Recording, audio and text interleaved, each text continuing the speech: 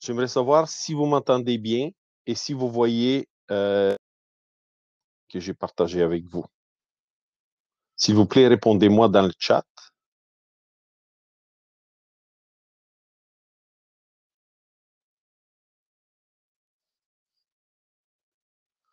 Parfait. Je vois plusieurs personnes qui disent oui, oui, vous m'entendez et oui, vous voyez l'écran, c'est ça?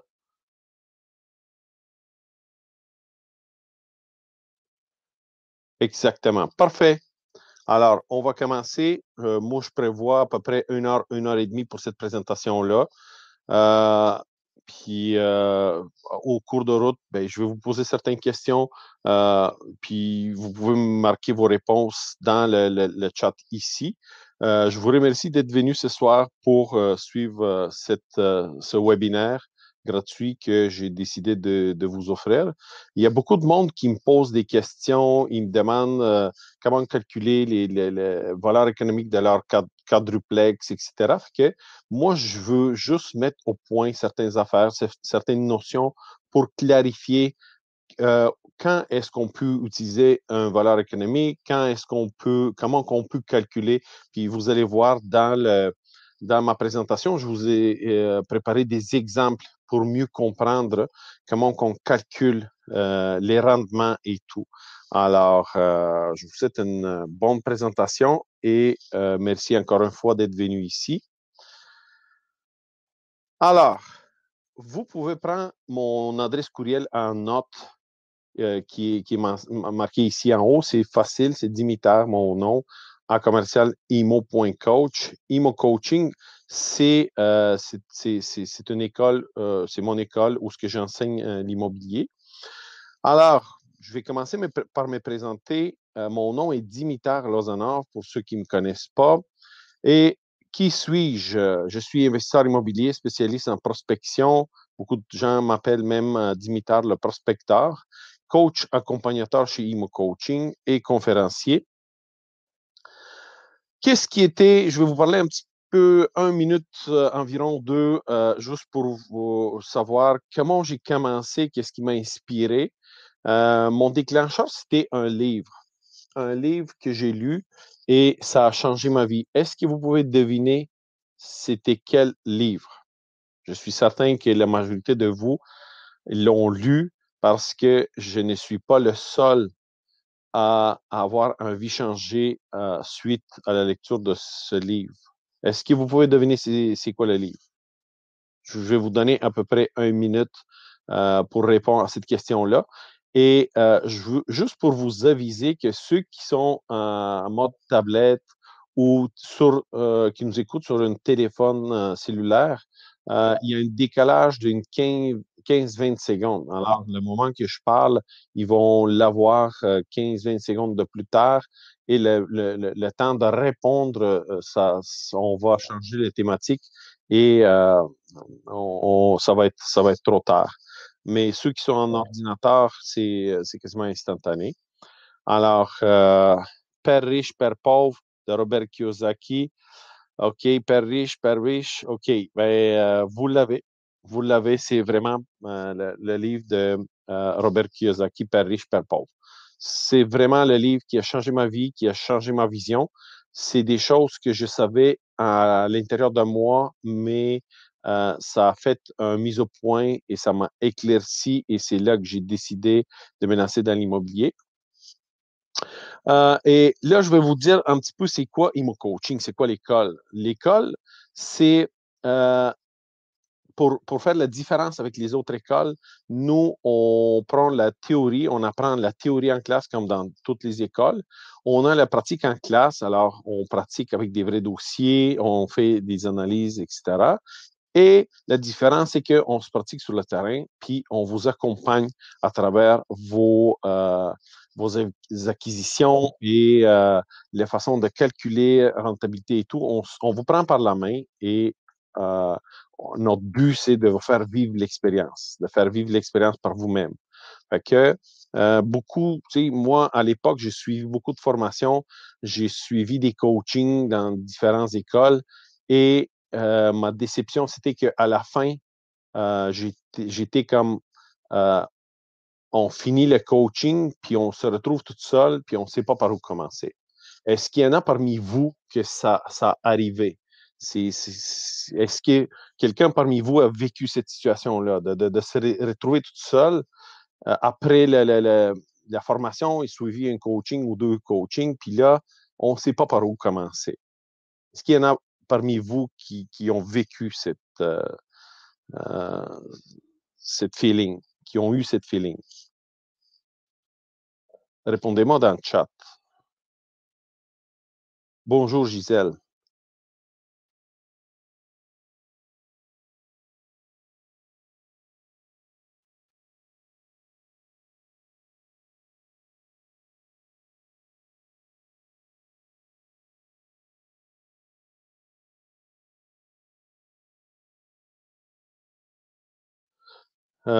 Oui, ben, Gisèle a dit, ça peut arriver, oui, ça arrive à beaucoup de monde. Moi, ça m'est arrivé, puis souvent, je parle avec des gens, puis plein de personnes qui se retrouvent dans cette situation-là. Alors, notre but, c'est premièrement de vous donner les connaissances nécessaires, bien sûr, parce que c'est primordial, mais l'investir en immobilier, c'est pas juste les connaissances. Investir en immobilier, c'est avoir des connaissances, avoir une équipe et avoir un réseau. Alors, nous, en plus de connaissances qu'on va vous donner qui sont théoriques et pratiques, on va vous donner accès à notre équipe, une équipe des professionnels qui font régulièrement des transactions, des notaires, des fiscalistes, des avocats, des gens qui sont pertinents pour faire avancer notre cause, puis nous faire aider. Il faut savoir que dans l'immobilier, c'est impossible de connaître tout. Alors, quand on a la bonne équipe, les bons professionnels, on est entouré par les bons professionnels, cela nous permet vraiment de poser des questions, puis de trouver des réponses à toutes nos questions et tous nos défis. Alors, c'est très important. Vous allez avoir les, l'équipe et aussi le réseau quand vous prenez la formation. Et aussi, dans cette formation-là, on apprend la prospection, que c'est un aspect que pas beaucoup de monde met en importance, mais pour moi, c'est très important parce que quand vous êtes capable de trouver par vous-même les bonnes opportunités, vous allez devenir quelqu'un de très recherché. Pourquoi? Parce que tout le monde cherche des deals. Les investisseurs cherchent des deals, les courtiers ils cherchent des deals, les prêteurs ils cherchent des deals, même les gens qui veulent s'acheter une petite maison pas cher, ils cherchent un bon deal. Fait que tout le monde cherche des bons deals, mais c'est pas tout le monde qui est capable de se trouver un bon deal. Alors nous, on vous enseigne aussi la prospection immobilière. On vous enseigne le lot au complet. C'est une formation vraiment, on vous prend par la main, on vous montre comment ça marche, on vous montre comment faire et c'est de A à Z. Alors, on apprend comment et où trouver des opportunités, comment les analyser, quoi faire quand on trouve une opportunité. C'est bon de trouver, mais après ça, c'est bon pour faire quoi? Est-ce que c'est bon pour faire un prêt privé? Est-ce que c'est bon pour faire un flip? Est-ce que c'est bon pour le garder et pour long terme? Alors, il faut savoir quand on trouve quelque chose, qu'est-ce qu'on peut faire avec. Euh, Aussi, on apprend comment conclure des attentes et réaliser des projets.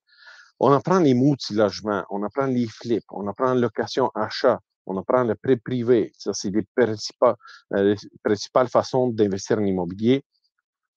On apprend des stratégies d'acquisition, on apprend la fiscalité, on apprend aussi comment faire des partenariats, comment se structurer légalement avec des avocats, comment faire des contrats de partenariat, c'est quoi les clauses, etc. On apprend la communication et la négociation. On apprend les dossiers de crédit. C'est très important de connaître qu'est-ce qui affecte nos dossiers de crédit et qu'est-ce qui peut affecter le dossier de crédit de nos clients aussi. Parce que des fois, les bonnes opportunités, vous savez, se trouvent là où il y a des vendeurs motivés. Mais c'est qui un vendeur motivé? C'est des gens qui n'ont pas le choix. Il faut qu'ils prennent une action. que souvent on trouve ces gens-là un petit peu hors marché. C'est pas quand un immeuble est affiché que c'est nécessairement un bon deal. On apprend le mécanisme de reprise bancaire. Fait que quand on connaît le mécanisme d'une reprise bancaire, on sait où est-ce qu'on peut s'intégrer et dans le mécanisme, puis comment qu'on peut profiter de ce mécanisme-là.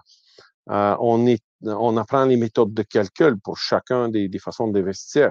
On apprend l'évaluation immobilière, comment évaluer une propriété.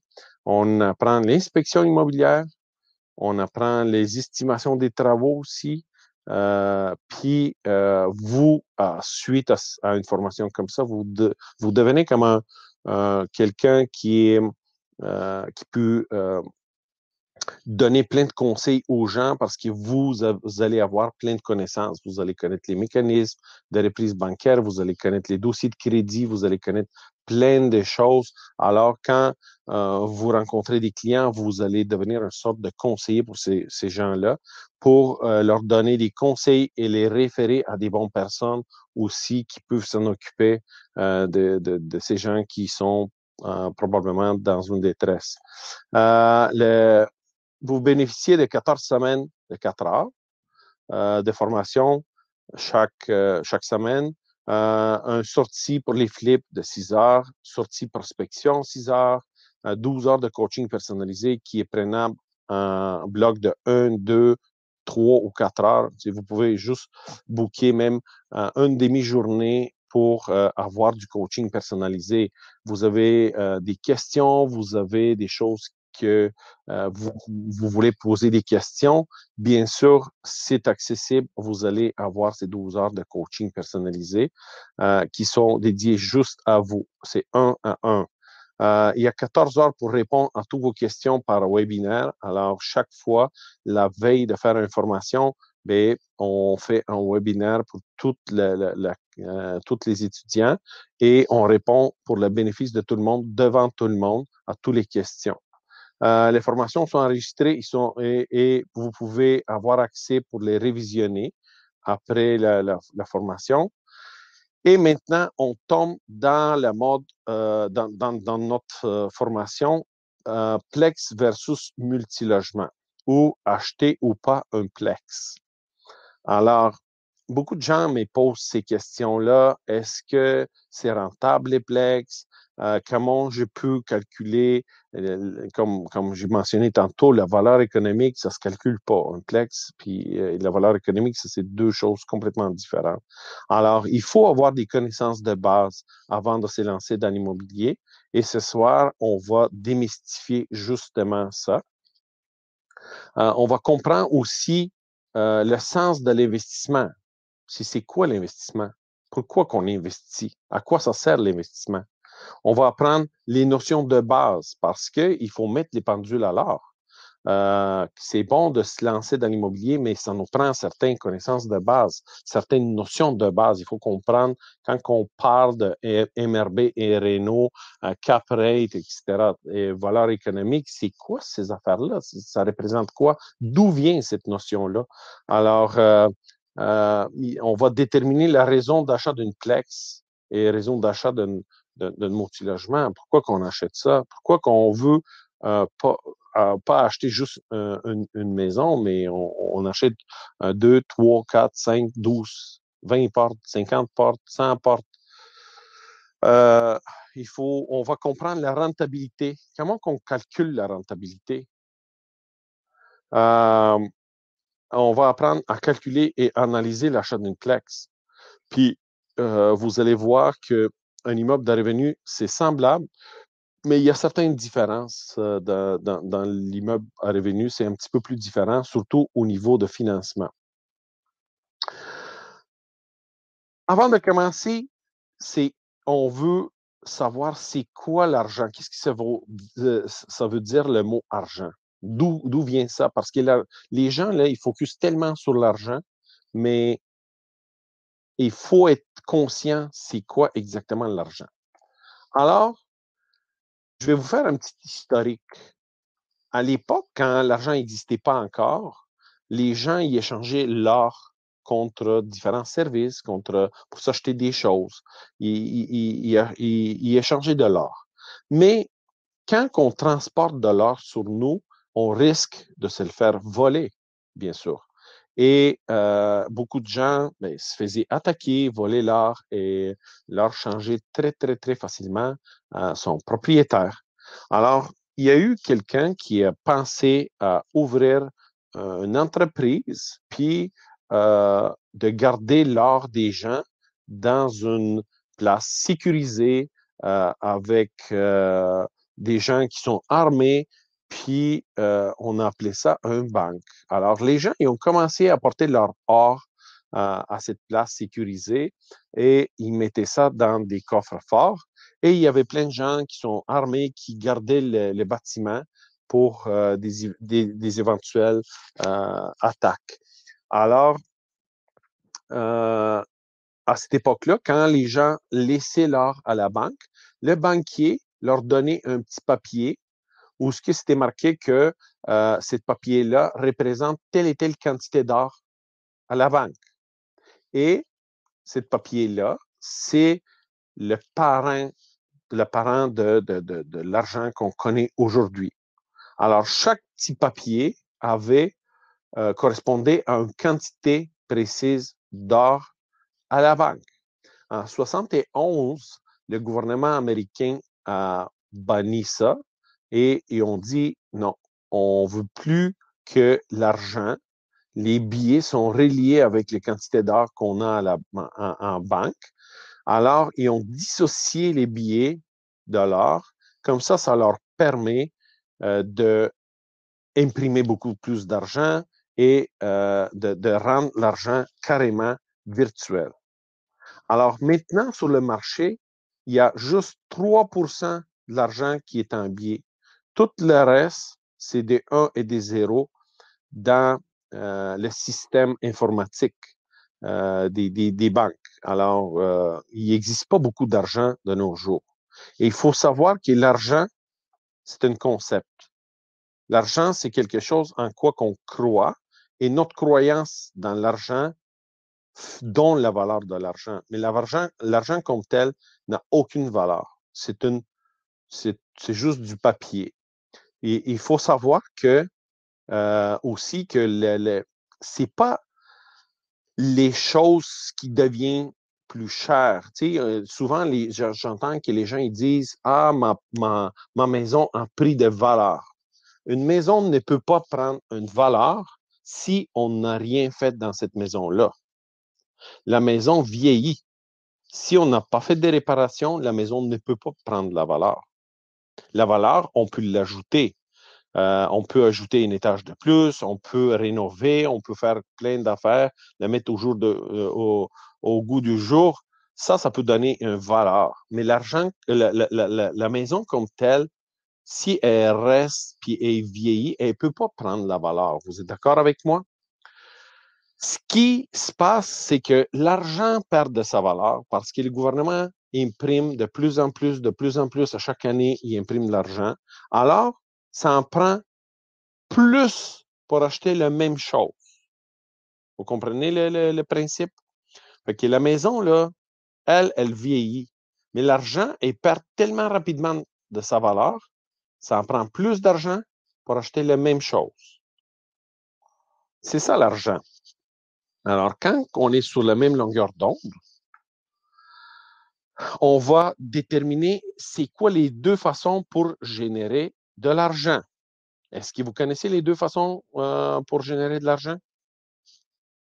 Je vais vous donner, euh, je vais vous donner quelques minutes pour une minute en fait pour voir c'est quoi vos réponses. Euh, quelles sont les façons que vous connaissez pour générer de l'argent?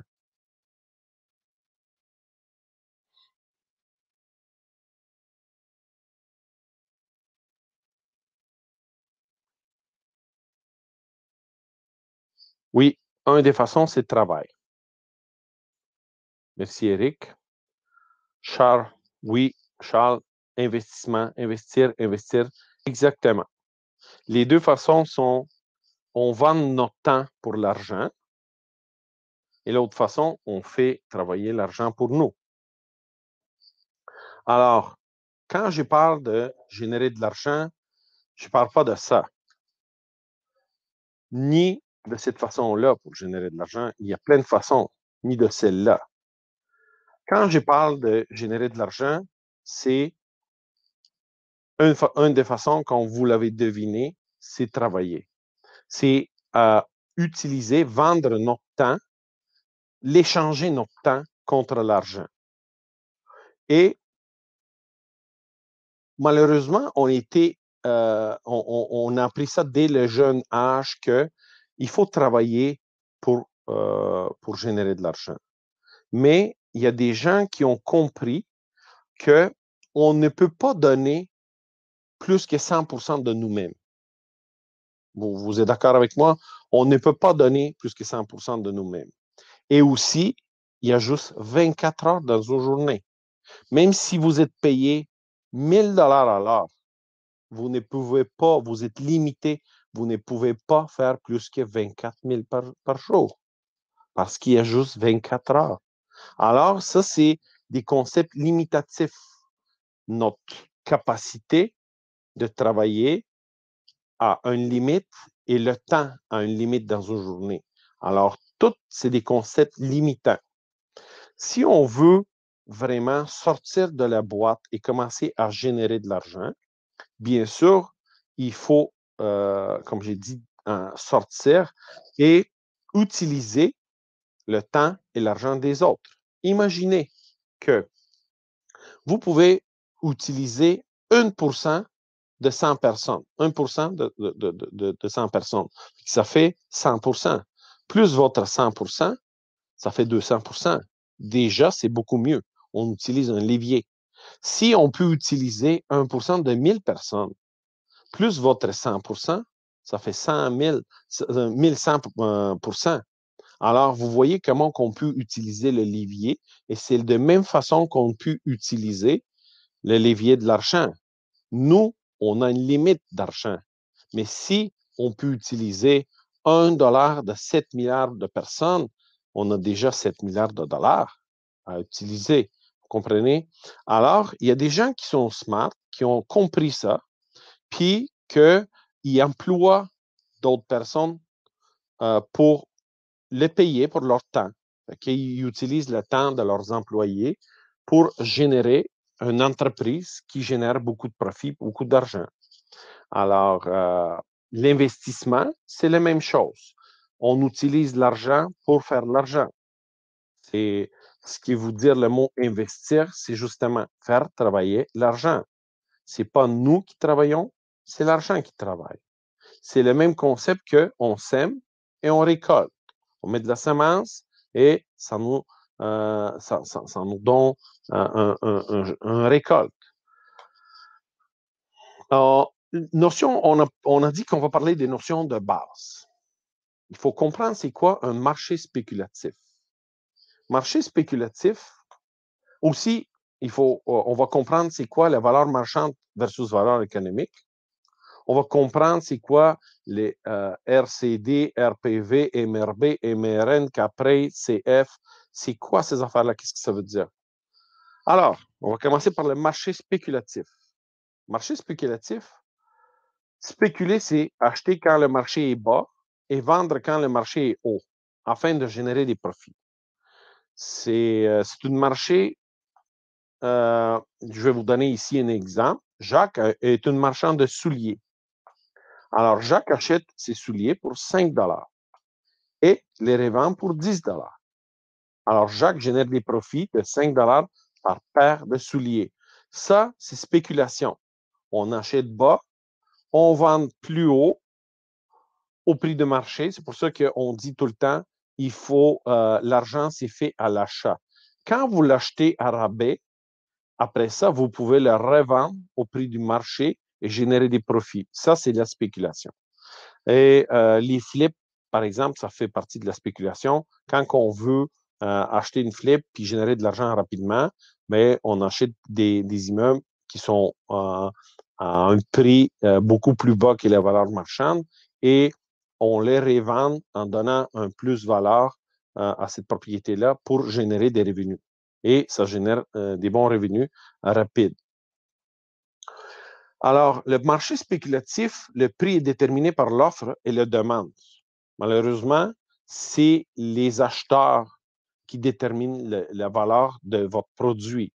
Si les acheteurs ne veulent pas acheter, c'est parce que le prix de votre produit est trop cher.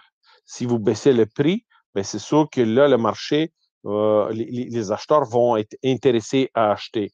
Alors, c'est un marché où on ne peut pas contrôler le prix. Le prix, c'est le marché qui contrôle le prix. Alors, on n'a pas de contrôle. Et quand on n'a pas de contrôle, on a des risques. Les marchés à la bourse, on n'a aucun contrôle. Oui, il y a des options, il y a des façons de faire où on peut s'acheter certaines sécurités, certaines garanties, mais ça prend des connaissances. Et en général, la bourse, on n'a aucun contrôle parce que c'est le marché qui va. Puis la bourse est influencée aussi par des crises comme qu'on vit présentement, par des aspects politiques, économiques, géographiques, et plein de choses. Alors, quand on n'a pas de contrôle, on se met à risque. Il faut juste savoir que dans chaque transaction, chaque investissement, il y a des risques, mais plus qu'on connaît les risques, plus qu'on est capable de les transférer à quelqu'un d'autre, les contourner, les limiter. Alors, l'investissement immobilier, c'est vraiment autour des risques. Comment gérer les risques? C'est quoi? Marché spéculatif, comme on a dit, nous n'avons pas le contrôle sur le prix de l'immeuble. C'est le marché qui contrôle le prix de notre maison. C'est le marché qui contrôle le prix de notre plex. Valeur marchande versus valeur économique. OK. Le marché spéculatif détermine une valeur marchande. Ça veut dire qu'il y a la valeur à laquelle le marché est prêt à acheter votre maison. Valeur économique, par exemple, c'est différent. Valeur économique est égale à la valeur déterminée par les revenus. Dans le marché de 6 logements et plus, l'immeuble est considéré comme une entreprise et sa valeur dépend de ses revenus. Alors, une entreprise, quand on veut acheter une entreprise, on regarde qu'est-ce que ça génère, cette entreprise-là, c'est quoi les revenus qu'il génère, et basé sur ces revenus, nous, on va déterminer, OK, c'est ça la valeur de notre entreprise. Qu'est-ce qui est bon dans tout ça, c'est qu'on peut avoir de contrôle. Quand on augmente les revenus de notre entreprise, la valeur de notre entreprise augmente aussi. Comprenez? On a un certain contrôle. Nous avons le contrôle sur les revenus, alors nous avons le contrôle sur la valeur économique de notre immeuble. C'est ça la beauté quand on achète des multilogements. Parce qu'on peut contrôler la valeur. Tandis que quand on achète de 5 et moins, c'est le marché qui détermine la valeur. Le marché qui dit, moi, je suis prêt à payer tant et on n'a rien à faire. Surtout quand on veut financer une propriété, ben, quand c'est des multilogements, on peut augmenter la valeur économique de notre immeuble, on peut aller chercher un financement supplémentaire, on peut manipuler plus facilement l'argent. Avec une plex, c'est plus difficile à faire. Parce qu'on est basé selon les comparables dans les quartiers. Si les comparables se vendent à un prix assez bas, ben on peut, même si on veut vendre notre immeuble trop cher, tout le monde va regarder les comparables. Alors, on a dit qu'on contrôle les revenus. Mais quel revenu? Net ou brut? Parce qu'on a dit ici que on peut contrôler les revenus et par les revenus, on peut contrôler la valeur économique. Mais quel revenu? De quel revenu on parle? Net versus brut. C'est quoi revenu brut? Brut, c'est ce que quand vous générez de l'argent, la totalité de l'argent que votre immeuble génère en dedans d'un an, ça, c'est votre revenu brut. Mais il faut savoir aussi qu'il y a des dépenses. On va payer le déneigeur, on va payer la tonte de gazon, on va payer les taxes, les assurances, plein d'affaires, et ça génère des dépenses. Alors, revenu brut moins les dépenses, ça nous donne le revenu net d'opération, RNO. RNO, c'est ça qui détermine notre valeur économique. Vous allez voir comment. Alors, RNO divisé par le cap rate est égal à la valeur économique. Une formule très simple. Mais, c'est quoi la cap rate? Ou autrement, cap rate, c'est un anglicisme, c'est taux de capitalisation ou taux global d'actualisation. Qu'est-ce que ça veut dire tout ça? Revenu net d'opération annuel divisé par la valeur de l'achat comptant, ça nous donne le cap rate. Là, dans l'exemple ici, vous allez voir c'est quoi. Revenu net annuel, c'est 20 000. Mettons là, on a des revenus bruts, on paye toutes les dépenses, il nous reste 20 000 de revenus nets avant de payer l'hypothèque. Prix d'achat comptant, on a acheté l'immeuble comptant. Là. On avait une 400 000 de libre. On a acheté le bâtiment comptant. Puis ce bâtiment-là, comme j'ai dit, nous génère 20 000 $. Il n'y a pas d'hypothèque là-dedans. Alors, 20 000 $ divisé annuel, divisé par 400 000 la valeur qu'on a payée, ça nous donne un rendement de 5 %. Ça veut dire que notre 400 000, c'est payé, le remboursement de capital, c'est fait à coût de 5 % annuel chaque année. Notre capital, il se rembourse. Le taux de remboursement de capital est de 5 %. RNO divisé par cap rate égale à la valeur économique. Fait que, on a le cap rate, c'est justement le taux avec lequel le bâtiment, si on l'a acheté cash, il rembourse notre paiement, là, notre capital. Les revenus nets, le taux auquel les revenus nets remboursent le capital.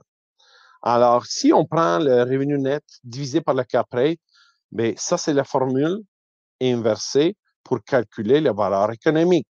Quand on connaît les revenus nets d'un commerce, d'un building, divisé par le cap rate. Et le cap rate, c'est pas vous qui le déterminez, c'est les banques. Parce que les banques, comme prêteurs, ils sont spécialisés dans le prêt d'argent. C'est eux autres qui calculent les risques. Puis, ils connaissent un petit peu les secteurs, ils connaissent le type de bâtiment, et pour chaque type de bâtiment et chaque secteur, ils ont un cap rate qui est précis. Ça peut varier même d'une institution à l'autre. Il y a des institutions qui calculent, mettons, à 5,5 % pour le même bâtiment. L'autre institution, ça va être 5,3 %. Alors, il y a une variation même à ces niveaux-là. Puis, c'est une valeur que c'est un courtier hypothécaire qui peut vous donner qui est spécialisé dans les multilogement. Alors, si on prend les revenus nets divisés par le taux de capitalisation, bien, ça va nous sortir la valeur économique d'un immeuble. Ça veut dire que, et puis il faut savoir que les banques, quand vous achetez un 6 logements et plus, les banques, ils considèrent exclusivement la valeur économique pour vous financer. Alors, ils vont se baser vraiment sur vos revenus nets et ils vont calculer la valeur économique de votre immeuble et ils vont vous financer si vous passez, mettons, avec CHL, vous devez mettre 15 % de mise de fonds de la valeur économique. Alors, tout ce qui dépasse la valeur économique, il faut l'ajouter dans votre mise de fonds. Souvent, les gens ils disent, oui, la valeur est ça, je peux l'acheter avec 15 % de mise de fonds. Non, c'est pas ça. Une fois que la banque détermine la valeur économique, vous calculez 15 % de cette valeur-là que vous devez mettre, Puis tout ce qui dépasse, vous allez le mettre de vos poches à part. Parce que la banque, il ne veut pas prendre un risque, puis elle ne veut pas dépasser la valeur économique. Alors, quand vous cherchez 6 logements et plus, il faut vraiment focuser sur la valeur économique d'un immeuble parce que c'est ça le financement qu'on va obtenir. Je vous donne ici un exemple. Mettons, on dit que notre revenu net d'opération est 5 notre taux de capitalisation est 20 000, notre taux de capitalisation est 5 alors ça nous donne 400 000 de valeur économique. C'est complètement l'inverse. Comme on a dit, comment on calcule le rendement de notre investissement? On a mis 400 000 cash, puis ça se rembourse à 20 000 par année, à coût de 20 000 par année. Ben, si on fait l'inverse, 20 000 divisé par 5 de taux de capitalisation, ça nous donne 400 000 de valeur économique. Alors, il faut savoir, comme j'ai dit, que ça concerne uniquement les 6 logements et plus. Ça ne concerne pas les plex. Un plex ne peut pas avoir une valeur économique. La banque ne considère pas un plex comme un immeuble qui est autonome et ils savent qu'un plex, si vous manquez un locataire, mais vous tombez à risque, puis il faut sortir de l'argent de vos poches. Tandis qu'il y a un 12 logements, si vous manquez un locataire, mais les autres 11 vont payer. Il va avoir assez d'argent qui va couvrir celui qui manque, le temps que vous relouez le logement. Mais ça ne s'applique vraiment pas au Plex. Les gens qui me posent la question, comment je peux calculer la valeur économique de mon quadruplex, ça ne se calcule pas. Il n'y a pas de valeur économique. Vous ne pouvez pas. Vous pouvez la calculer parce que c'est des chiffres. On manipule les chiffres, mais la banque, elle ne va pas considérer cette valeur-là. Et c'est plus le marché, comme j'ai dit, c'est un marché spéculatif. Tout ce qui est un logement jusqu'à 5 logements, là, c'est un marché spéculatif. Les marchés de multilogement, ça commence à partir de 6. Certaines banques, des fois, ils considèrent un 5 logements comme un multilogement. Des fois, ils le calculent dans les... ils le calculent comme un plex. Fait que ça, c'est une zone grise. Tout ce qui est 5, 6, 7, un peu, c'est zone grise. Mais à partir de 6, là, c'est vraiment calculé comme un multilogement. Il faut faire aussi attention entre 6 et 7, il y a une petite particularité. On va en parler tantôt.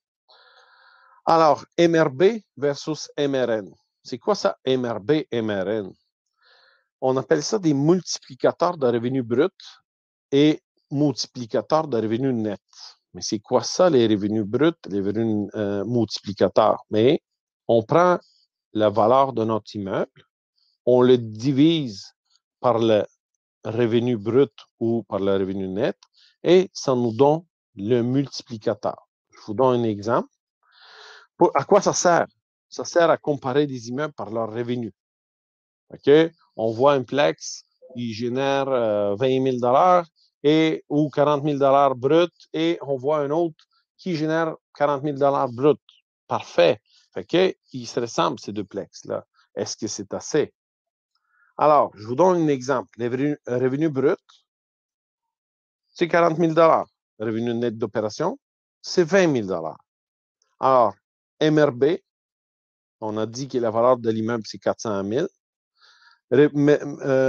multiplicateur de revenu brut, c'est 400 000 divisé par 40 000, le revenu brut, ça nous donne 10. Un multiplicateur de revenu, c'est 10. Multiplicateur de revenu net, c'est 400 000 divisé par le revenu net, qui nous donne un multiplicateur de 20. Mais si vous devez comparer des immeubles par les indices MRB et MRN, vous choisissez lequel? C'est ça la question que je vous pose maintenant. Vous utilisez MRB ou MRN? Qu'est-ce que vous en pensez?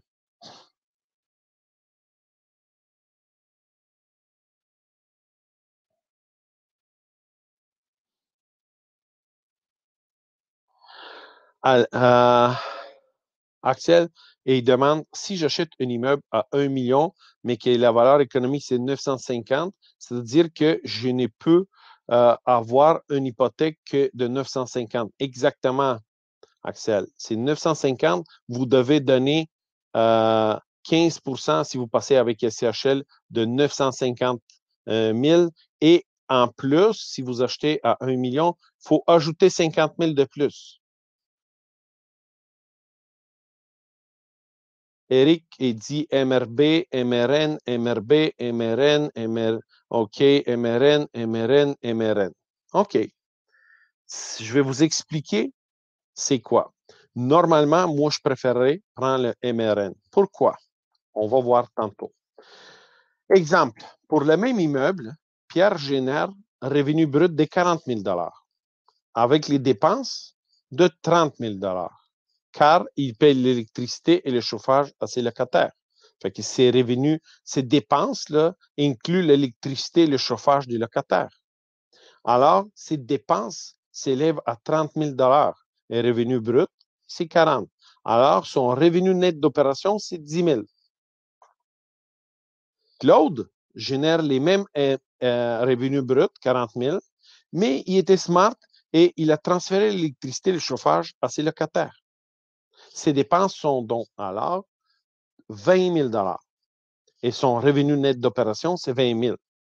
Alors, vous voyez deux immeubles identiques qui génèrent les deux des revenus bruts de 40 000 Fait que si on les calculait, si on les comparait par les revenus bruts, les deux, ils vont nous donner le même, et on va dire, oui, c'est très comparable, ils génèrent 40 000 de revenus bruts. Parfait. Mais est-ce que vous préférez un immeuble qui vous donne un revenu net de 20 000 ou vous préférez un immeuble qui vous donne un revenu net de 10 000 pour le même prix? Vous comprenez la différence? Alors, quand on compare, on veut comparer le marché. Oui, on peut dire, tu sais, juste pour comparer comme ça, OK, revenu brut, lui, il fait les plex dans le quartier, mettons, ils font en moyenne 40 000 de revenus bruts. Parfait. Mais là, après ça, il faut savoir lequel de ces plex-là est rentable et lequel qui n'est pas rentable. Alors là, on va regarder les revenus nets. Puis, comme j'ai dit au début, les revenus bruts puis les revenus nets, ça, c'est uniquement pour comparer. Ça ne sert pas, on n'achète pas un bloc, on n'achète pas un plex parce que ces revenus nets sont 10 fois ou 15 fois. Tu sais, on fait une analyse approfondie. Chaque fois, il faut calculer les vrais chiffres. Ça, le revenu brut 10 fois ou 20 fois, ça, c'est juste pour des fins de comparaison. Ça, il faut bien le comprendre. Ratio de couverture de dette, RCD, c'est quoi? C'est revenu net d'opération divisé par le paiement hypothécaire. Paiement hypothécaire, c'est la dette. Et que les revenus qui vont couvrir la dette. Exemple, on a 20 000 de revenus nets qu'on a dit. Puis notre hypothèque annuelle, c'est 16 000 Alors, 20 000 divisé par 16 000 ça nous donne 1,25. Ça, c'est notre facteur ratio de couverture de dette. Ça veut dire que les revenus nets dépassent le paiement hypothécaire de 25 Le 1 que vous voyez, c'est le paiement hypothécaire. Tout ce qui est après la virgule, 25, ça, c'est 25 qui dépasse. Pour des multilogements, il faut savoir que les banques exigent un ratio de couverture de dette de 1,25. Tout ce qui est en bas de 5, les banques ils peuvent considérer un ratio de couverture de dette de 1,1. Si vous avez 1,1, le ratio de couverture de dette, la banque, ça rassure la banque. Ce qui est particulier, c'est que les 6 et les 7 logements, il y a certaines institutions qui vont aller à l'achat, ils vont vous dire, parfait, nous, vu que tu achètes puis tu corresponds à 1,1, nous, on peut te financer l'immeuble. Parfait, mais ça, c'est une trappe à souris. Parce que quand vous allez refinancer, la banque va vous dire, OK, au refinancement, par exemple, puis ils ne vous le disent pas au début, ils vous le disent au refinancement, que maintenant, vu que l'immeuble, vous l'avez eu, vous avez eu assez de temps, mais vous, malheureusement, vous n'avez pas optimisé, vous n'avez rien fait pour augmenter sa valeur économique. Là, ils considèrent 1,25. S'ils mettent 1,25 de ratio de couverture de dette, là, votre valeur économique baisse considérablement. La banque peut vous demander de mettre une mise de fonds supplémentaire pour garder les mêmes conditions. Vu que vous n'êtes pas capable de le faire, la banque va vous dire, OK, parfait, je ne veux pas que tu cherches une autre banque parce qu'il n'y a aucune autre banque qui va te prêter de l'argent. C'est parce que tu es déjà propriétaire. Tu ne peux pas refinancer en bas de 1,25 ratio de couverture de dette. Alors, on va te garder comme client quand même, mais on va augmenter parce que tu es à risque, on va augmenter ton taux d'intérêt. Au lieu de payer 4 de taux d'intérêt, tu vas payer 6 de taux d'intérêt. Et comme ça, c'est vraiment la trappe à souris et vous êtes poigné dans le mécanisme. Et ça vous coûte cher, puis votre immeuble devient pas rentable. Alors, qu'est-ce qu'il faut faire? C'est qu'il faut faire attention avec les 6 et 7 logements, là, parce qu'à partir de 8 logements, c'est toujours 1,25.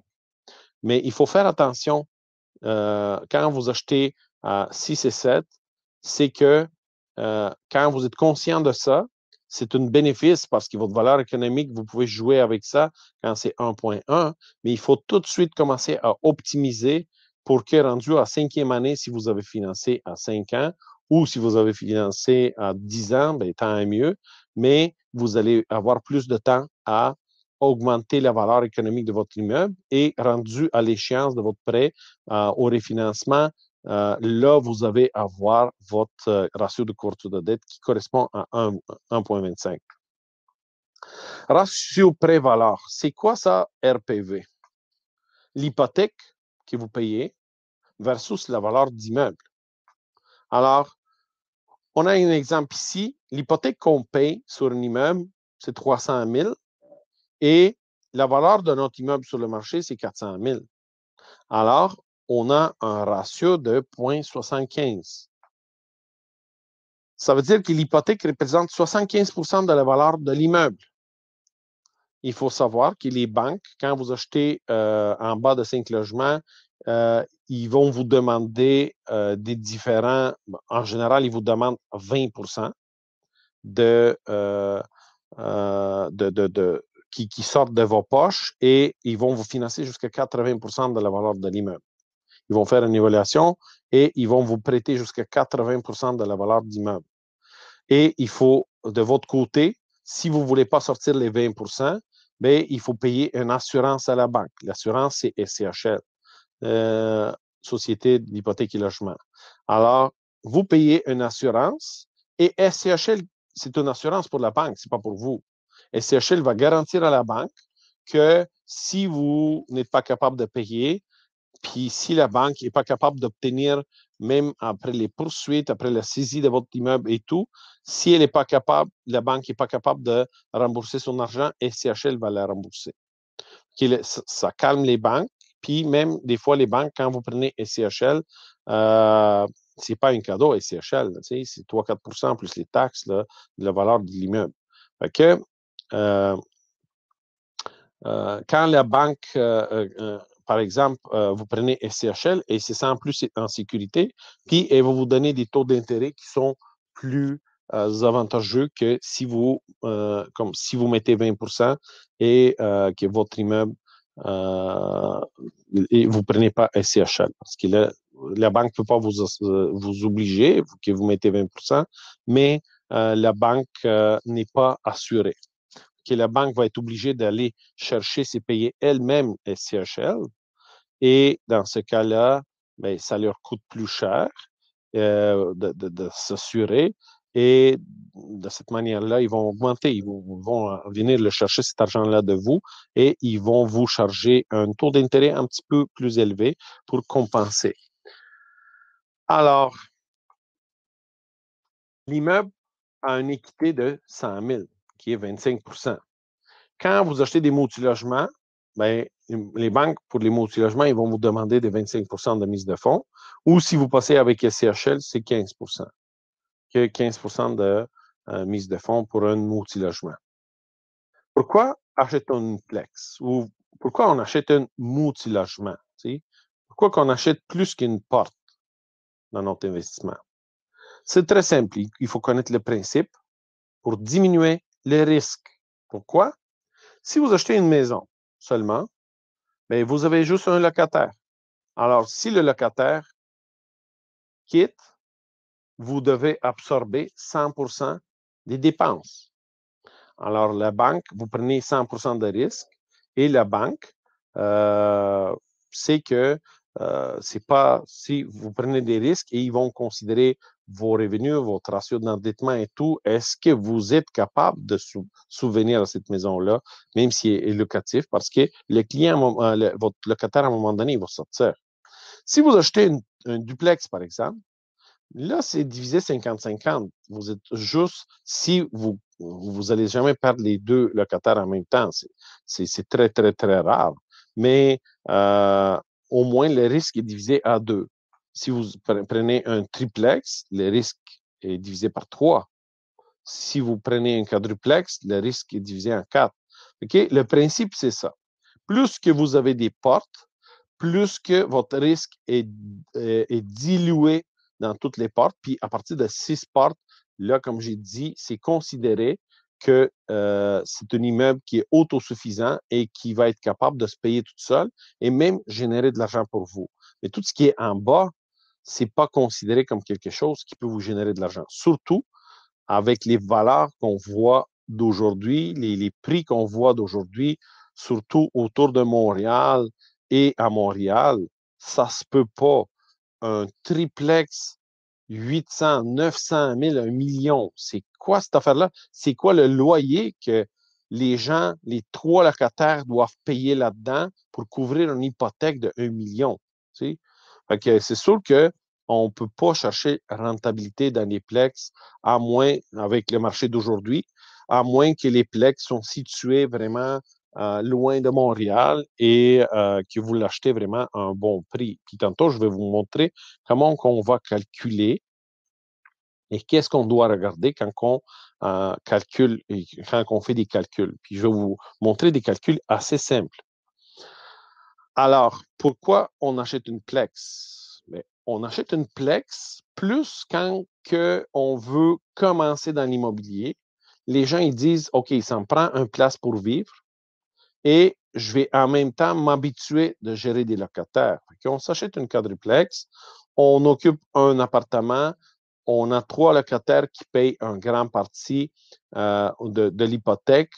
On peut se permettre d'acheter un immeuble qui a quand même un grand valeur et qui se paye, vu qu'il y a 3 autres personnes qui payent votre immeuble, bien, ça se paye plus rapidement. Fait que c'est pas nécessairement un genre d'investissement parce que ça vous coûte de l'argent, mais c'est très, très lent comme investissement. Ça se paye, puis vous allez avoir un capital qui augmente en tout temps, mais c'est plus comme un compte d'épargne. C'est pas vraiment un investissement qui vous rapporte des cash flows positifs et des rendements sur votre argent.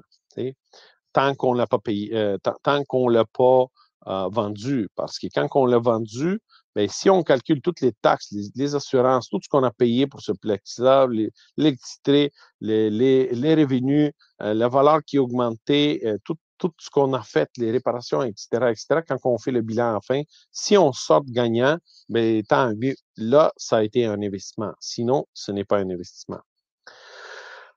C'est très important. Qu'est-ce qui est important, c'est dans l'investissement immobilier, il n'a pas d'émotion. Ça, il faut le mémoriser puis il faut se le mettre en tête. Si vous voulez devenir des investisseurs immobiliers, jamais d'émotion. Une brique, c'est une brique. Quand vous achetez un immeuble, c'est pas par sa beauté, c'est parce que par qu'est-ce qu'il vous rapporte. Et souvent, moi, je dis qu'il existe deux types de personnes. Des gens qui sont des consommateurs parce qu'on vit dans une société de consommation et les gens sont éduqués à la consommation. Dès le jeune âge, on dit il faut que tu trouves des moyens de consommer plus pour moins d'argent. Fait qu'on vit dans une société de consommation. Et comment vous pouvez déterminer qui est un consommateur, qui est investisseur? Simplement par la question, quand il vous pose une question combien ça coûte, c'est sûr et certain que c'est un consommateur. Lui, il s'intéresse au coût. Il veut consommer à un coût inférieur. Un investisseur s'en fout combien ça coûte. Un investisseur veut savoir combien ça rapporte. Peu importe combien ça coûte. Si j'ai des bons rendements, si j'ai des 30, 40, 50, 100% de rendement sur l'argent, peu importe, ça peut coûter des millions. Mais moi, je suis capable de trouver des gens qui ont de l'argent pour l'investir et faire des partenariats avec ces gens-là parce que le rendement est extrême. C'est super bon. Fait que tout le monde cherche des bons rendements. Alors, la question à se poser, c'est combien ça rapporte. Si ça rapporte bien, l'argent, vous allez en trouver. Fait que dans le monde d'investissement, ça, c'est la première étape, la première phase de commencer à changer son minding, de savoir que ce n'est pas la consommation qui nous intéresse, c'est le rendement qui nous intéresse, combien ça rapporte. Il faut que l'argent investi dans un rendement, ça c'est aussi très important. Il faut que l'argent nous rapporte. C'est ça la base de l'investissement. On a mis de l'argent, il faut que cet argent-là produise de l'argent. Quand on fait une offre d'achat, on la fait selon nos critères. Souvent, les gens ils disent oui, mais le propriétaire, il demande 1 million. Tu sais, tantôt, l'exemple de 1 million. Mais il peut demander même 2 millions s'il veut. C'est son droit. Mais vous n'êtes pas obligé de lui donner ce qu'il demande. Vous faites vos calculs, vous regardez vos rendements. Vous voulez avoir un rendement de 5, de 6, de 10 parfait. Vous faites les calculs selon vos critères et vous lui proposez le prix qui vous convient à vous. Tantôt, on parlait de 1 million, mais si je vois que cet immeuble-là, le rendement qu'il donne selon mes critères, sa valeur économique ou peu importe, doit être 850 000, je vais donner une offre d'achat de 850 000. Puis s'il ne veut pas me vendre, je vais m'en trouver un autre. Et si quelqu'un qui veut acheter, puis il ne cherche pas des rendements, il cherche juste à assurer sa retraite, puis il veut mettre tout le bunch d'argent qu'il a, puis que même si ce n'est pas rentable, ce n'est pas grave, dans 20 ans, dans 30 ans, le building va être payé. Tant pis pour lui, ce n'est pas un genre d'investisseur. C'est quelqu'un qui... si tu ne peux pas générer des cash flows, on parle souvent de liberté financière. C'est quoi la liberté financière? Il faut s'assurer d'avoir un cash flow. Si c'est un cash flow négatif, moi j'appelle ça un alligator. Chaque mois, vous devez subvenir à ses besoins pour sa survie. Alors, comme j'ai dit, c'est vraiment, on fait des offres d'achat selon nos critères à nous. Une vente ne concerne pas seulement le prix. Souvent, les gens, ils focusent sur le prix. Mais il y a tellement de choses qui sont plus importantes que le prix aussi, c'est les conditions. Alors, si vous voulez acheter un immeuble pas cher, mettez pas beaucoup de conditions. Mettons l'achat d'une maison. On veut acheter la maison 10-20% en bas de la valeur marchande. Mais on dit au propriétaire, OK, moi, je te donne 10% de moins, mais en même temps, j'exige une inspection, une condition de financement, une condition d'évaluation, une condition de telle affaire, une condition de ça. Mais non, c'est sûr et certain qu'il ne va pas accepter ça parce qu'en plus de lui baisser le prix, vous mettez énormément de conditions. Mais si vous dites à la même personne, écoute, moi, je vais te l'acheter 10% de moins de la valeur marchande, tu demandes tel prix, moi, je te l'achète 10% de moins, mais Signer, c'est acheter. Moi, je ne te donne aucune condition. Dès qu'on signe le document, c'est acheté. Là, la personne, il va se dire, OK, c'est vrai que lui, il me donne 10% de moins, mais si il me donnait mon prix à moi, puis ça, c'est une autre stratégie d'achat, vous pouvez donner le prix, une promesse d'achat, le prix demandé, puis commencer à baisser le prix suite à l'inspection, suite au financement, suite à plein d'autres affaires, d'autres conditions que vous avez mis. Lui, il a accepté votre promesse d'achat, il s'est engagé dans la transaction. Alors, il sait que à un moment donné, vous lui dites oui, mais l'inspection a révélé telle affaire, il faut que tu me baisses de temps le prix, il faut. Là, le bargain commence et il sait qu'à un moment donné, il va être obligé de baisser le prix. Comme ça, il dit, OK, lui, il ne me donne pas de conditions, moi, je lui donne la maison comme ça, je me débarrasse, puis ça finit là. OK? Vous comprenez? Il y a des conditions. Ça se peut aussi que cette personne-là, votre acheteur, votre vendeur, il y a des besoins spécifiques. C'est pour ça que c'est très bien de parler avec votre acheteur. Euh, votre vendeur, je veux dire. Pourquoi? Parce que vous déterminez c'est quoi vos points communs, c'est quoi ses besoins, pourquoi il a décidé de vendre et tout. Puis si vous pouvez faire en sorte que ses vœux ils vont s'exaucer, c'est, par exemple, il dit, mais moi, j'aimerais ça faire m'acheter un bateau, m'acheter une telle affaire. Hey, sais-tu quoi? J'y connais quelqu'un qui vend des bateaux.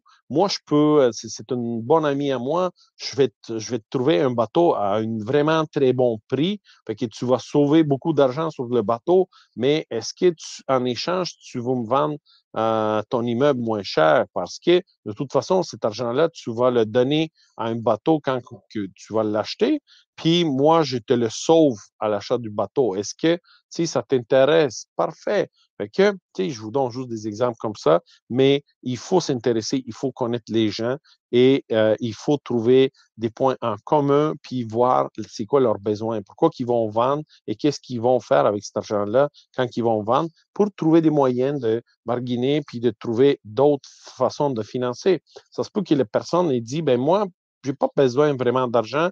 Moi, je veux juste attendre de trouver la personne qui va l'acheter au bon prix. Ah, bien, ça lève un autre flag. Ça vous dit, parfait. Est-ce que tu es capable de me financer ma mise de fonds? Alors, si tu me finances la mise de fonds ou une partie de ma mise de fonds, ce qu'on appelle une balance de prix de vente, si tu me finances ça, ben moi, je vais mettre, au lieu de mettre, mettons, 15% mise de fonds, je vais mettre, mettons, 5% mise de fonds. Toi, tu vas me financer 10% mise de fonds, puis la banque va me financer le reste. Puis moi, ton 10%, là, si tu n'es pas pressé, je vais te le payer avec des intérêts pendant 5 ans. OK? Lui, il va sauver de l'impôt dans le sens qu'il va payer, son impôt va être rapporté sur 5 ans et lui, le disperse, cette valeur-là, sur 5 ans. Et ça peut, de toute façon, il n'est pas pressé, là. Fait que, il peut vous faire cette faveur-là. Puis, quand vous êtes en bon terme, etc., vous pouvez vous faire des ententes comme ça. Alors, comme j'ai dit, ce n'est pas seulement le prix. Oui, vous allez l'acheter au prix demandé, mais ça fait votre affaire parce que vous allez mettre juste 5% de mise de fonds, comme on a donné dans l'exemple. Alors, c'est très important qu'il faut considérer les conditions aussi. Les calculs. Là, je vais vous faire des différents scénarios quand on achète une plex, le même quadruplex. Exemple, Pierre, Claude et Raymond ont des intérêts pour l'achat d'une quadruplex. Et là, on va voir les 3 scénarios pour voir dans quel scénario c'est plus avantageux, dans quel c'est moins avantageux. Alors, prix de vente de notre quadruplex, c'est 600 000 pour un 4 logements de 5,5. Okay. D'ici, tout est beau. Les loyers sont de 1 000 $ par mois par logement.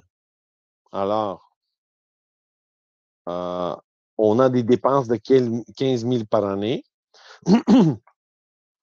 Et leur courtier, mettons, les 3, ils ont pris le même courtier. Le courtier offre une hypothèque à 3,5% de taux d'intérêt. Est-ce un bon deal? Là, vous allez voir les différents scénarios de plus et de moins rentables. Comment on fait les calculs?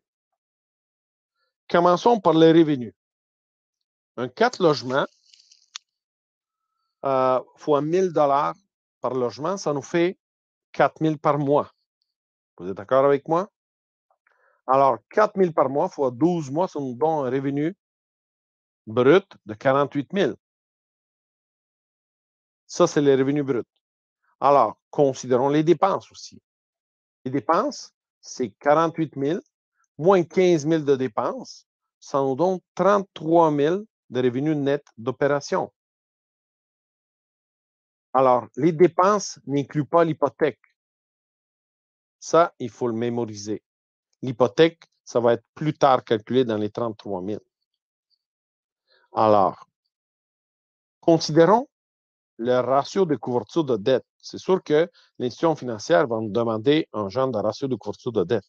Alors, première chose à faire, c'est le ratio de couverture de dette, c'est un facteur très important pour protéger l'investissement de Pierre, Claude et Raymond. Pourquoi?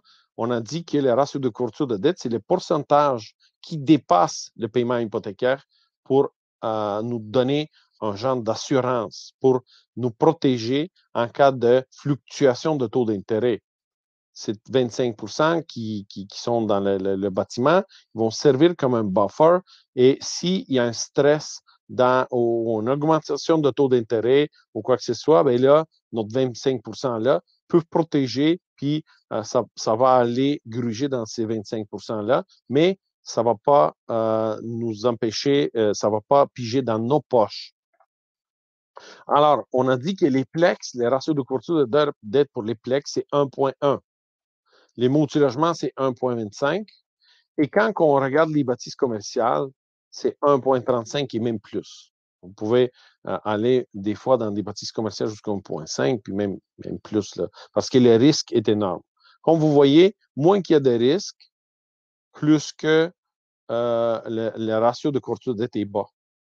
Un plex, pourquoi il y a moins de risques? Parce que souvent, les gens le prennent comme, surtout quand vous dites que vous allez l'habiter, la banque sait que le risque est minime parce que c'est votre immeuble. Vous allez vous en occuper, vous allez l'habiter et tout. Multilogement, ils demandent 1,25. Ils savent que vous ne l'habitez pas, puis ils savent que c'est beaucoup d'argent, un stress dans le taux d'intérêt. Avec 25 ils trouvent ça que c'est assez safe. Et le commercial, il y a beaucoup de risques parce qu'ils savent que vous avez des commerces, des locataires commerçants. Alors, si un commerçant il quitte, c'est dur à trouver un autre commerçant pour remplir le local. Ça prend énormément de temps. Il y a beaucoup de risques que la banque va vous demander. Non, non, moi, le loyer, il faut que ça couvre le paiement hypothécaire plus 35, 45, 50 de plus. Au cas où, parce que si tu perds ton locataire, mais là, ça va te prendre du temps. Puis des fois, même les banques, quand vous achetez du commercial, ils vont vous demander les baux. Tu sais. Donne-moi le bail. Ah, le bail expire l'année prochaine. Moi, je ne suis pas à l'aise de te financer. Je peux te financer quand tu vas avoir un nouveau bail. Et là, vous allez être obligé d'aller demander de signer un nouveau bail pour encore 5-10 ans pour que la banque soit rassurée. Même au refinancement, la banque va dire, donne-moi les baux. Je veux voir, tu sais, qu'est-ce que je finance. Fait que les banques sont très, très, très piquées là-dessus. Là. Alors, ratio de couverture de dette de 1,1 pour un plex veut dire que les revenus dépassent le paiement hypothécaire de 10 Alors, revenu net d'opération de 33 000 qu'on a dit, ça c'est 48 000 moins les 15 000 de dépenses. Revenu net d'opération, c'est 33 000 par année. Alors, ratio de couverture de 1,1 veut dire que 33 000 divisé par 1,1, ça nous donne 30 000 paiements annuels hypothécaires. On commence un petit peu par en arrière. Là. On commence par les revenus, à calculer la valeur qu'on doit, le prix qu'on doit donner. Alors, 33 000 divisé par 1,1, ça nous donne 30 000 paiements annuels hypothécaires. 30 000 divisé par 12 mois, ça nous donne 2 500 par mois. Si on rentre ces chiffres-là dans un calculateur hypothécaire, paiement de 2 500 par mois, on sait que le taux de le financement est 3,5 % sur 25 ans, 300 mois. On rentre ça, tout ça dans un calculateur hypothécaire et ça nous donne une valeur de 499 et 377 000, une valeur de 500 000. Alors, on sait que la personne vendait l'immeuble à 600 000, mais les revenus, si on veut garder un ratio de couverture de dette de 1,1, et il faut le savoir, si la banque le demande pour sa sécurité, elle le demande pour votre sécurité aussi. Alors, si vous calculez que la valeur maximale sur c'est 500 000 pour avoir un ratio de 1,1, vous avez le choix de faire une offre de 500 000 ou de l'acheter à 600 000, dépendamment. Vu que c'est une plex, il n'y a pas de limite. Vous signez une promesse d'achat, la banque va vous financer.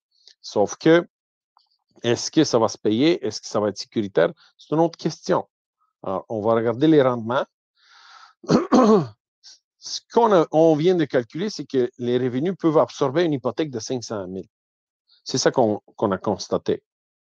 Alors, le vendeur demande 600 000. Qu'est-ce qu'on fait? On peut dire, OK, 500 sur 600, si on prend une hypothèque de 500 000 sur une valeur de 600 000, ça fait 83 %.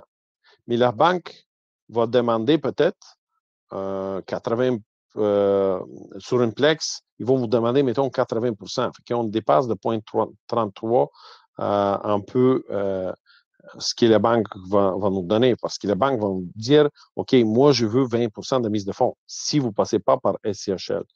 Pour des plex, si vous passez avec SCHL, un duplex, c'est 5 %. Un porte, une maison, un duplex, c'est 5 % de mise de fonds. Et quand on tombe dans triplex, quadruplex, là, on tombe en 10 % de mise de fonds. Fait qu'avec 10 % de mise de fonds, on est correct. Alors, on peut aller jusqu'à 80 % de la valeur.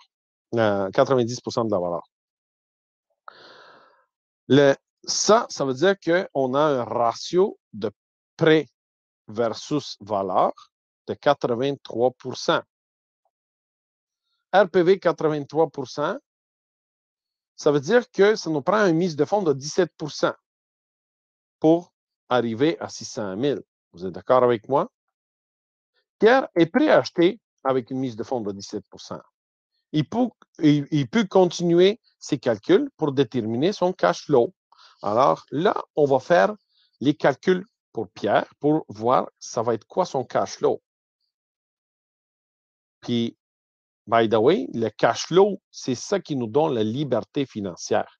Souvent, les gens ils achètent des immeubles et ils disent, c'est pas grave, un jour, pour ma retraite, je vais avoir un immeuble. C'est pas la bonne façon d'investir. Ça, c'est vraiment assurer peut-être votre vieillesse, votre fonds de pension, mais ce n'est pas une façon de devenir libre financièrement. Quand on veut devenir libre financièrement, on a vu, il faut remplacer nos revenus actifs par des revenus passifs. Si notre salaire, c'est 5 000 $ net par année, si on est capable de trouver des investissements qui nous génèrent 5 000 $ net par mois, excusez-moi, pas par année, 5 000 $ par mois net, mais vous pouvez arrêter carrément de travailler puis commencer à développer d'autres façons d'investir, etc. Alors, le cash flow is king. Le cash flow, ça nous donne la liberté financière. Alors, on a des revenus nets d'opération de 33 000 et paiement hypothécaire de 30 000. Vous êtes d'accord avec moi? Ça vous donne un cash flow. 33 000 moins le paiement hypothécaire de 30 000, ça nous donne un cash flow de 3 000 annuel. Divisé par 12 mois, ça nous donne un cash flow de 250 $ par mois qui génère l'immeuble. 250 par mois divisé par 4 logements, ça nous donne 62,50 par logement par mois, ce qui est très bien. quand on parle des plex, parce que je vais vous dire qu'avec les prix qui se vendent, les immeubles, les plex à Montréal et autour de Montréal, c'est quasiment impossible de l'avoir, de générer des revenus de cash flow positifs. Alors, le rendement de Pierre, c'est mise de fonds de 100 000. Fait que lui, il achète l'immeuble au 600 000, il met 17 qui est 100 000.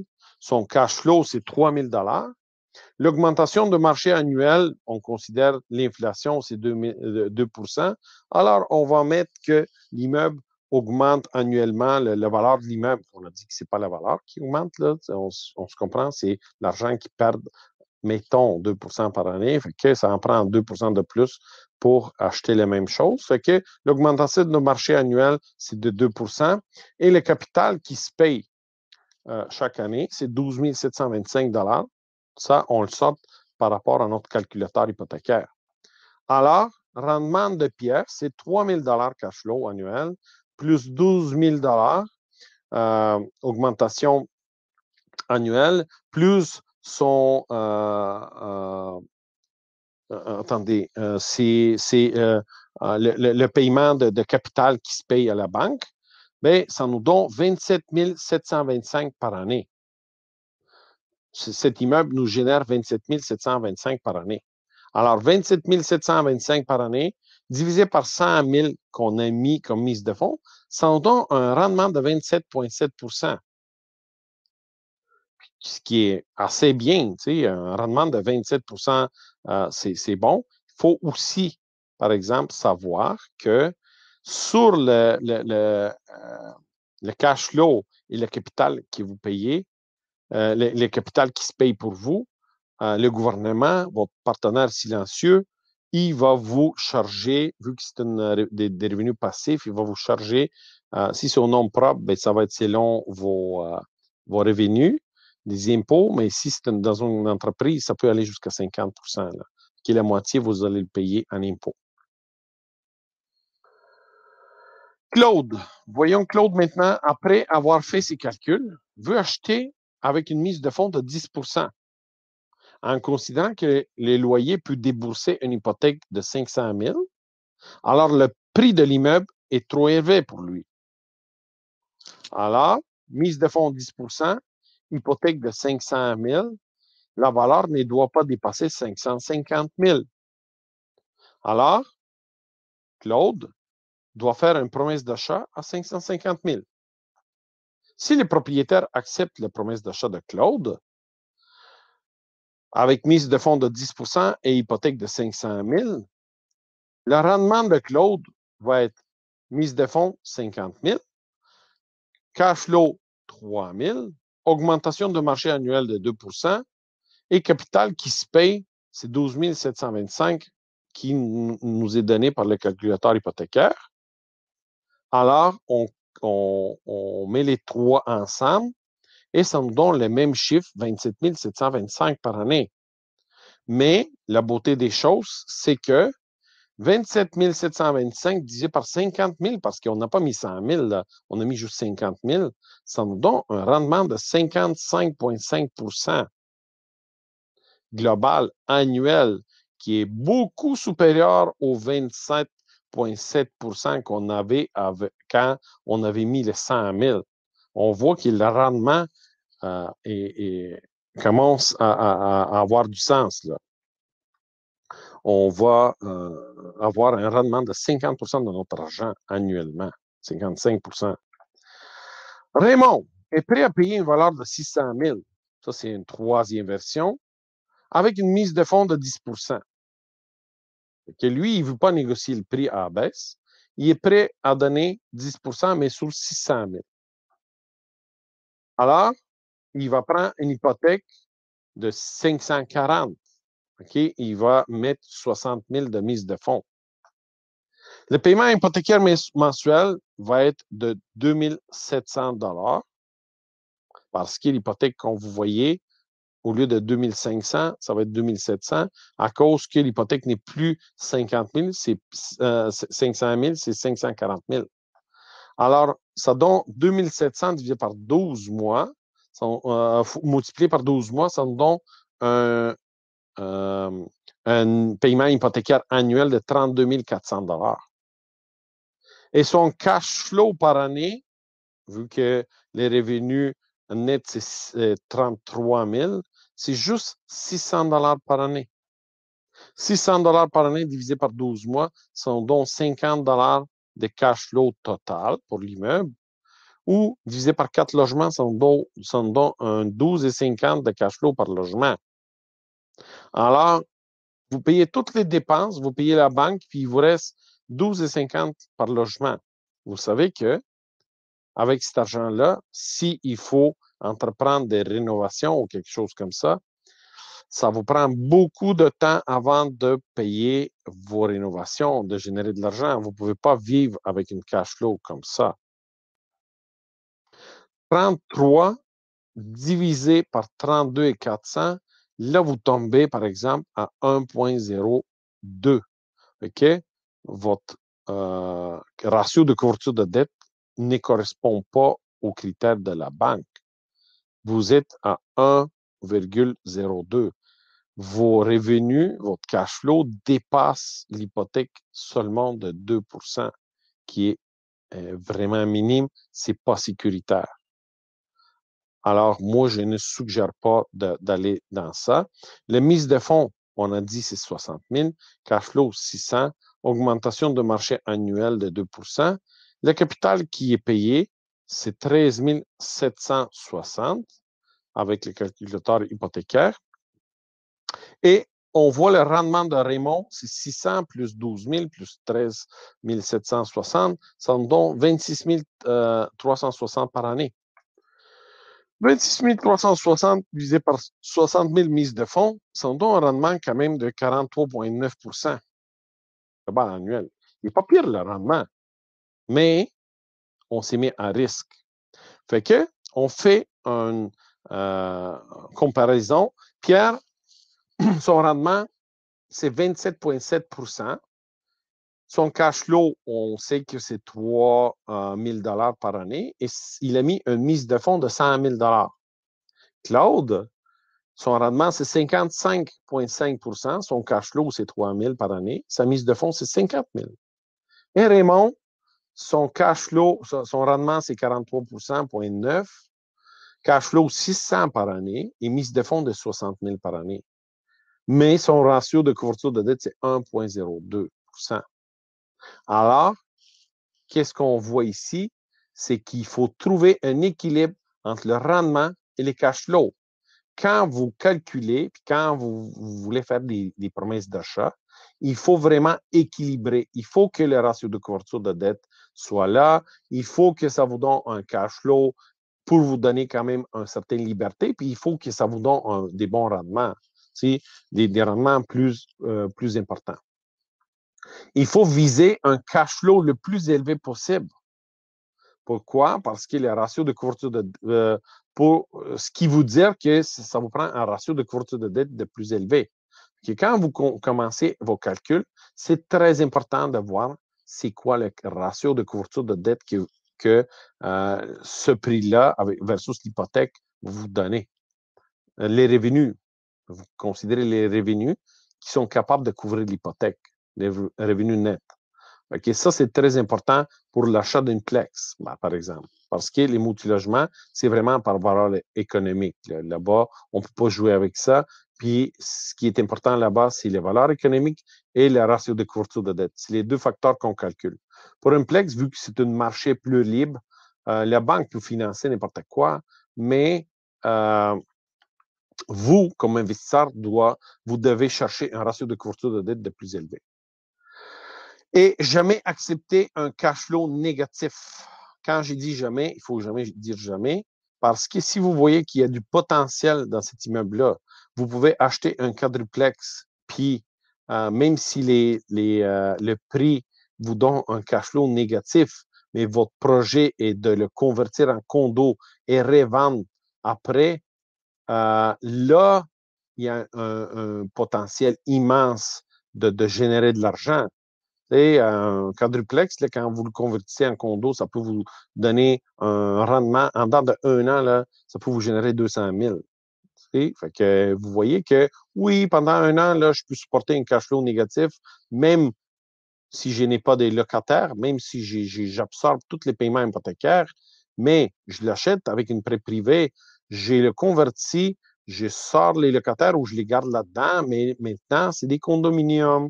Puis quand c'est converti en condo, mais là, le prix sur le marché, je peux le vendre à l'unité. Vous savez qu'un pizza, quand on l'achète au complet, il y a une prix, mais quand on achète un morceau, mais il y a un autre prix par morceau. Fait que c'est le même principe. Considérer des réserves pour des réparations et des imprévus, en plus de dépenses courantes. Alors, c'est très important quand vous achetez un immeuble de considérer des réserves.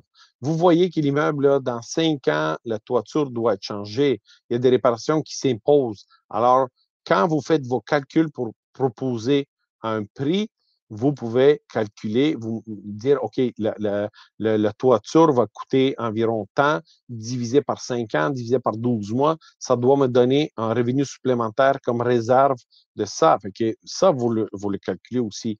Un investisseur, là, c'est vraiment savoir jouer avec les chiffres et savoir considérer tout ce qui entoure notre investissement. Alors, ratio, revenu net d'opération de 30 000 par année, ratio de couverture de dette de 1,1. On sait que les revenus bruts, c'est 48 000. On sait que les dépenses, c'est 15 000. On sait que notre cash flow annuel, c'est 3 000. Fait que il nous reste 30 000. 30 000 divisé par 1,1, ça nous donne 27,273 paiements annuels hypothécaires. 27 273 par 12 mois, ça en donne 2273 $ par mois avec le calculateur hypothécaire. Et quand on regarde ça, ben, si on a le paiement de 2273 par mois, avec un taux de financement de 3,5 sur 25 ans, 300 mois. On met ça, tout ça dans un calculateur hypothécaire et ça nous donne une valeur de 454 000 pour cet immeuble-là. C'est comme ça qu'il faut calculer. Je reviens en arrière, juste pour ceux qui j'ai passé trop vite. Là. On sait que revenu brut, c'est 48 000. Revenu net, c'est 30 000. D'où vient les 30 000? C'est 48 000 moins 15 000 moins notre ratio de couverture de dette à 1,1, notre cash flow. Revenu net d'opération, c'est 30 000. 30 000, ben c'est 33 000, là, mais on enlève aussi notre cash flow. Fait que ça nous donne un revenu 30 000. Ça, c'est l'hypothèque. Si on le divise par le ratio de couverture de dette, ça nous donne 27,273. Et quand on le divise par 2, ça nous donne le versement mensuel, le paiement mensuel d'hypothèque. Et quand on revient puis dans un calculateur, puis on met le paiement avec le taux d'intérêt et le financement de 300 mois, ça nous donne une valeur de 454 000. Alors, revenu net d'opération de 30 000, paiement hypothécaire 27 000, ça nous donne cash flow annuel de 2 727 000. Parfait. 2 727 000 divisé par 12 mois est égal à 227 $ et 25 sous par mois. Divisé par 4 logements, ça nous donne un cash flow de 56,82 par logement. Et on sait que l'hypothèque, c'est 454 000. Si on met une mise de fonds, la valeur ne doit pas dépasser, parce qu'on considère la mise de fonds de 10 là. Si on ajoute 10 c'est 45 400. Fait que l'hypothèque, c'est 454 000. Et on ajoute 10 qui est 45 400. La valeur ne doit pas dépasser 499 et 400. Fait que votre PA, votre promesse d'achat, là, ça doit être de 499 000 pour cet immeuble-là. Même si la personne demande 600 000, c'est son droit. Mais si vous voulez avoir ces rendements-là, vos rendements à vous, que ça correspond à vos critères, et la promesse d'achat doit être à 499.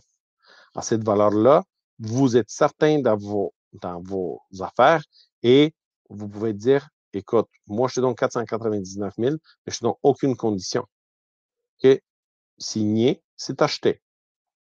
Alors, le rendement, mise de fonds 45 400, cash flow 2727, augmentation de marché annuel, capital payé 11 000, etc. Fait qu'on arrive avec un rendement de 57,9. Vous voyez que notre rendement, c'est 60% annuel. Fait que comme j'ai dit, il faut faire des compromis entre le cash flow, le rendement et tout. Mais pour moi, un bon investissement, c'est si j'achète ce Plex-là au prix de 499. Écoutez, je peux faire 500 000, là, tu sais, mais on sait que la bonne valeur, c'est autour de 500 000. Alors, résumé. Pour faire résumé, il faut savoir que financement, comme j'ai dit, financement hypothécaire sur les multilogements est plus basé sur la valeur économique et ça se calcule de même façon, sauf que le ratio de couverture de dette, c'est de 1,25. Alors, on a vu c'est quoi le sens d'investissement, pourquoi qu'on investit. On a regardé certaines notions de base qu'on doit maîtriser. On a regardé la raison d'achat d'une Plex. Pourquoi qu'on achète une Plex? Pourquoi qu'on achète une multilogement? C'est pour diversifier le risque. Parce qu'il y a plus qu'il y a de logements, moins qu'on prend des risques. On a vu c'est quoi la rentabilité. On a fait des calculs et l'analyse d'un Plex. Puis, comme j'ai dit, un multilogement, ça ressemble beaucoup, sauf qu'il y a certaines particularités. Et on tombe dans mon question. Moi, on a dépassé déjà de 2 minutes notre temps parce que je vous ai dit que ça va durer à peu près 1 heure, 1 heure 30. Fait que je ne veux pas être trop long. Je vais vous quand même laisser mon courriel. Vous pouvez m'écrire pour me poser vos questions ou juste m'écrire. Je vais vous donner accès à mon calendrier et vous pouvez prendre un rendez-vous téléphonique et me poser vos questions. Et ceux qui savent comment je fonctionne, quand je donne des webinaires gratuits comme ça, puis j'espère que vous avez aimé la présentation et vous avez appris des choses. Moi, c'est mon jour de chance. Bien, ce n'est pas mon jour de chance, c'est votre jour de chance. Moi, chaque fois quand je donne un webinaire, je vous donne l'opportunité de suivre un module gratuit de mes formations, vraiment 4 heures de formation gratuite. Moi, les formations que je donne, c'est 14 modules. Alors, comme j'ai mentionné au début. Et les gens qui sont vraiment passionnés par l'immobilier et qui veulent connaître beaucoup plus, etc., je vous conseille à entrer en contact avec moi. Écrivez-moi. Je vous donne ici mon adresse dimitar@imo.coach. Prenez-le en note. Écrivez-moi. Parlez-moi. Si je vois que vous êtes vraiment passionné, que vous aimez beaucoup apprendre sur l'immobilier, je vais vous l'offrir un module gratuit. C'est une formation de 4 heures. Fait que, comme vous pouvez le constater, la formation a tiré sa fin. Alors, je vais juste jeter un coup d'œil rapidement sur vos commentaires parce que je n'avais pas je ne pouvais pas regarder les commentaires puis parler en même temps. Dimitar, selon vous, quel MRN nous considérez ça du sens à Montréal? Comme je vous ai dit, ce n'est pas vraiment le MRN Ali. Il faut vraiment calculer les revenus nets d'opération et il faut aller par le ratio de couverture de dette. pour voir si c'est quelque chose qui est rentable pour vous ou non. MRN, là, pour moi, ça ne veut pas dire grand-chose. On peut juste commencer par le MRN pour voir si ça ressemble un petit peu à tout ce qui se vend sur le marché, mais pas grand-chose. Miguel, il dit quel est le ratio acceptable pour dire qu'un MRN est bon. Je ne sais pas pourquoi vous focussez tellement sur le MRN. J'ai dit que le MRN sert seulement pour comparer des immeubles. Vous pouvez comparer deux immeubles. Ah, lui, son MRN est meilleur que l'autre. Mais on ne considère pas, OK, moi, je ne suis pas le genre de personne qui va enseigner qu'il faut acheter un immeuble par le MRN. En bas de 5, j'ai compris, c'est clair ce point. OK, comment calculer RNO, revenu net d'opération? Je vous ai montré comment on calcule le RNO. C'est revenu brut moins les dépenses, ça nous donne le revenu net d'opération. Valeur économique ou marchande lorsque vous dites valeur. Quand je dis valeur, quand c'est le valeur de marché, c'est, je veux dire, quand vous calculez une Plex, vous ne pouvez pas calculer une valeur économique. Si vous tombez dans les multilogements, c'est là qu'on calcule la valeur économique seulement. Okay? Quand on parle de valeur, c'est 6 logements et plus, valeur économique. Et quand on parle de marché spéculatif, 5 portes et moins, c'est valeur de marché. Axel, il dit, quand il dit en bas de 5, c'est que ce n'est pas considéré comme un multilogement. C'est ça, exactement. En bas de 5 portes, 5 logements, ce n'est pas considéré comme un multilogement. OK. Axel, est-ce qu'il y a des avantages pour, en tant qu'investisseur au niveau de la banque, à acheter 4 portes au lieu de 2 portes, compte tenu que faut que les risques de perte de revenus aient diminué. Il n'y a pas vraiment des avantages. Les avantages sont juste que vous avez 3 loyers qui payent votre immeuble au lieu de les payer juste vous avec un locataire seulement.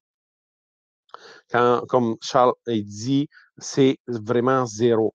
Malheureusement, dans les marchés des vendeurs, il y a souvent sur enchère, oui, malheureusement, c'est ça parce que les gens, ils connaissent pas beaucoup l'immobilier. Ils savent que c'est la seule chose qui garde sa valeur, dans le sens que si vous mettez votre argent en immobilier, c'est une brique, alors elle garde sa valeur et les gens, ils essayent d'investir. Moi, j'adore l'investissement immobilier. Pourquoi? Parce que ça rassure que mon argent va garder sa valeur, puis même va générer d'autres. Alors, j'espère que la présentation vous avez aimé. Oui, Robert Forcier, la vidéo sera disponible dès que on raccroche puis on ferme cette présentation-là. Vous allez avoir un courriel qui va rentrer dans votre boîte et il va y avoir un lien pour revisionner. Daniel, beaucoup de chiffres et calculs très rapidement. Est-ce que ce sera enregistré pour pouvoir plus assimiler tout ça? Oui, Daniel. On s'écrit souvent. Ne vous gênez pas de prendre un rendez-vous téléphonique avec moi. Si vous avez des questions, je peux vous expliquer plus en détail. Vous pouvez constater que je suis très généreux de mon temps. On a même dépassé notre présentation de 8 minutes. Oui, la vidéo sur la page Facebook, oui, pour ceux qui veulent vraiment, puis ils ne reçoivent pas le courriel ou quoi que ce soit, allez aimer la page de imo.coaching,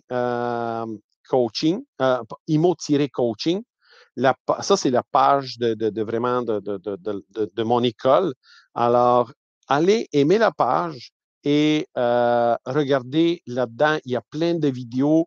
Je viens de finir une présentation sur 5 outils de recherche en immobilier.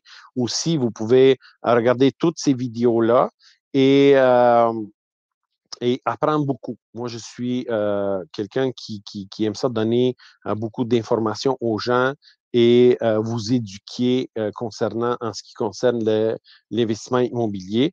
Alors, je vous remercie d'être venu ce soir ici, d'avoir regardé cette présentation. Robert, il dit, quand on fait un PA à la valeur économique réelle, est-ce que ça peut faire perdre l'offre à cause de surenchère? Oui, bien sûr. Il y a des risques toujours que quelqu'un qui a d'autres plans, par exemple, il sait que, parce qu'il faut savoir qu'on peut aussi optimiser. Si on regarde les chiffres actuels, puis on sait que le marché est plus haut, mais on va pouvoir aussi regarder qu'est-ce qu'on peut faire pour l'immeuble pour augmenter sa valeur économique. Puis, quand on augmente sa valeur économique, bien sûr, on va rentrer dans notre argent et on peut même gagner beaucoup plus d'argent. Fait que, il faut regarder dans l'autre sens d'abord. OK, si on ne peut pas baisser le prix, est-ce qu'il y a un potentiel d'optimisation, d'augmentation de loyer et tout pour que je puisse rendre l'immeuble à mon goût? Et vu que je ne peux pas l'avoir à mon goût, je peux le rendre à mon goût. Fait que ça, c'est une des exceptions qu'on peut l'acheter avec un cash flow négatif et le rendre avec un cash flow positif après optimisation. Les aimants considérés par le calcul des dépenses d'opération. Écoutez, il y a tellement des éléments. Là je vais prendre peut-être 20 minutes là, pour tout vous expliquer. Ça, il y a des formations là-dessus pour voir tous les éléments. Puis, il faut savoir qu'il y a certains éléments, même si vous ne les calculez pas, SCHL va les calculer et ils vont les normaliser. Fait que, il y a des dépenses ordinaires puis des dépenses normalisées. Fait que même si la dépense n'est pas là, SCHL va la calculer, cette dépense-là. Fait que sur le site de SCHL, il y a une liste aussi que vous pouvez trouver avec les dépenses. Je vous encourage d'aller voir. Alors, je vous souhaite très bonne nuit. Merci encore une fois d'être venu ici et suivez-moi. Allez aimer la page info, pas info, IMO-coaching et vous allez pouvoir bénéficier de toutes les vidéos, de toutes les présentations que j'ai déjà données. Regardez plein de vidéos et si vous avez des questions, n'hésitez surtout pas de prendre un rendez-vous téléphonique avec moi. Vous connaissez mon adresse courriel. Il est écrit juste ici, dimitar@imo.coach. Et je vous souhaite une très, très, très belle soirée à vous tous. Bye bye.